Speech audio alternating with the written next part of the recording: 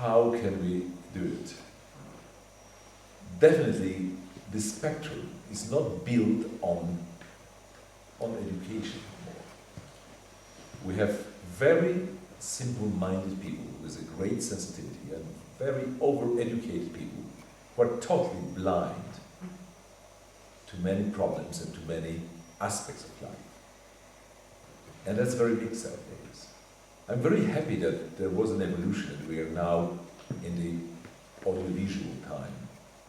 It was a time of the particular blindness, it was a time of the written word, which made people proud. God was killed in writing, not in images. That's why God appears again, I'm afraid, even if you buried him.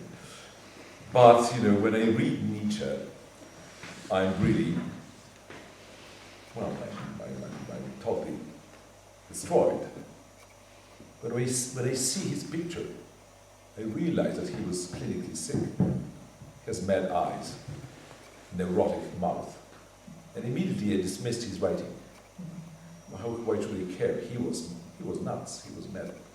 And he was clinically mad, of course. So his writing is very impressive, but it doesn't need to change my life. He has no credibility as a spiritual guide. This has changed.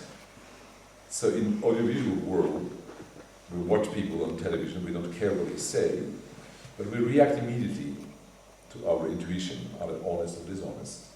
They convince me, and I think Saint Bernard today, with his very rigorous approach to life, would irritate many people, but would please many others.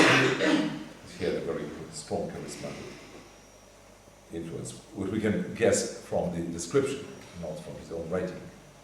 His own writing was only part of his legacy.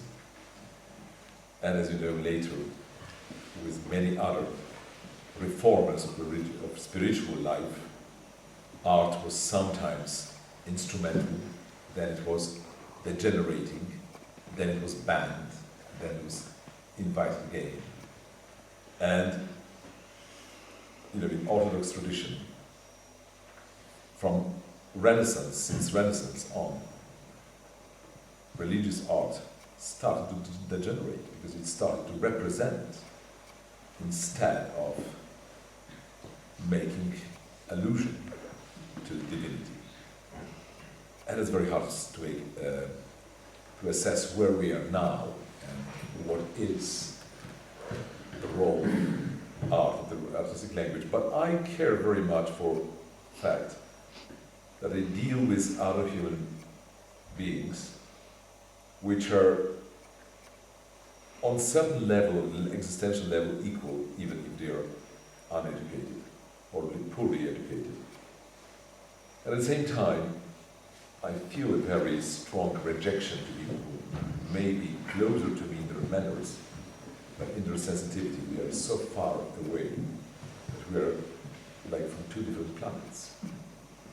And on the top of that, there is one economical aspect, which is, I think, particularly important because it's a new aspect. And I wonder if I put it in a convincing way. But art was always developing vertically. And only now we are living in mass society, and especially American society is the first huge mass society that has different notion of horizontal, of whatever is horizontal and whatever is vertical. Art was always vertically structured, and there were some people more demanding or more developed, and there were the others. And the power of acquisition of the more refined or more demanding audience was much bigger than the power of acquisition of simple people. Let us take time of Mozart or Haydn. They were making their music for a very small, restricted audience, like 20 people, 40 people in the salon, because this was the time when there were no concert halls. But the emperor, the bishop, the prince, was rich enough to pay them well. Remember, Mozart was a very rich man. He was spending his money quite successfully, but that's his problem. Anyway, he was not a poor man.